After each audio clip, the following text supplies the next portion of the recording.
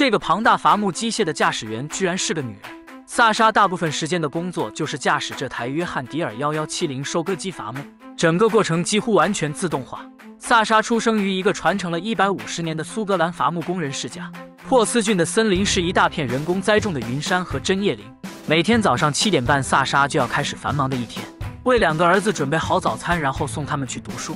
他的车是一台有着强悍越野性能的路虎卫士，这台车有利于他出入林场。眼前这一大片森林都由他们家族运营。老爹早已等候多时。萨莎的爸爸绝对是一个伐木狂人，他每天4点就起床来到林场，等着天亮开工。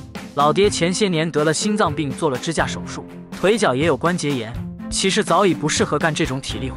当初因为沉迷于工作，老婆出轨10年他都没发现。Because we went through bad times, split up with the wife, went off the rails for about 10 years. Not just for a couple of weeks, about 10 years. 老爷子根本不在乎，他只爱砍树。为了能砍树，他戒烟戒酒，老婆都离了。你根本不敢相信这是何等的热爱。萨莎的家族不只是砍树，他们还要为艾丽庄园做维护工作。近来一场大风暴刮倒了很多树，一位居民向他们求助说，屋后的大树已经有压垮他房子的风险。萨莎叫来了他的哥哥和弟弟。这种狭窄区域的作业没办法用机械化，被风暴袭击以后的大树表面看起来很正常，其实树根早已受损腐烂。老爹那个年代解决这种问题都是直接砍树，据老爷子说，经常发生意外造成人员伤亡。现在则要穿上钉鞋，爬上去先修剪完那些造成不确定因素的树枝。切割的过程要提前把树枝绑上，不能让它自由落体。萨莎和老爹负责用绞盘固定吊索，通过一个滑轮形成安全绳。事实证明，这样操作明显降低了人员受伤的概率。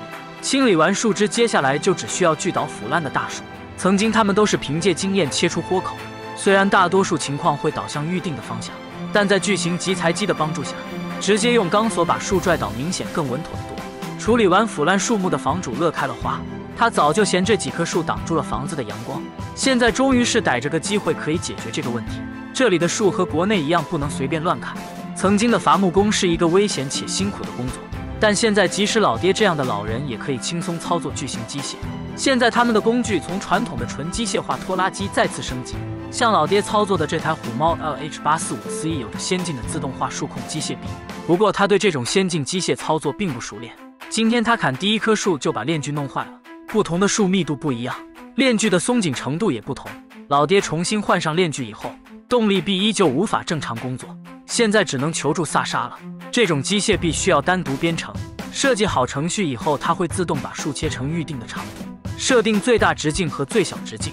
这里的木材都是按规定的尺寸出售。花了半个小时的调教，这台虎猫重新开始工作。这台大家伙的底盘其实就是挖掘机，为了适应崎岖的林地作业，它可以抬高底盘，即使是在陡峭的山坡，驾驶员也可以保持水平，方便操作。对于这些数控方面的操作，老爹已经承认萨莎做的比自己厉害很多，已经是一名新时代合格的伐木工。老爹将木材砍倒以后，萨莎负责收集这些原木堆放在路边。他的常规座驾就是约翰迪尔11701，这台机器前面有个大爪子，方便抓取原木，然后放到后面的车厢，其实就是拖拉机版的随车吊。萨莎把收集到的木材放到主路两边，接下来只需要等待运输的卡车打包带走，就可以坐等钞票到账。在苏格兰，大多数普通职业都有着上百年甚至更长的传承。萨莎一个家族5代人见证了时代发展带来的工具进化，从最早的锯片伐木、马匹推拉，到后面的拖拉机油锯，到现在自动化的数控机械臂，每一次工具的进化都带来了更高的效率。这期节目就到这里，我是小猪，带你看遍天下奇闻异事。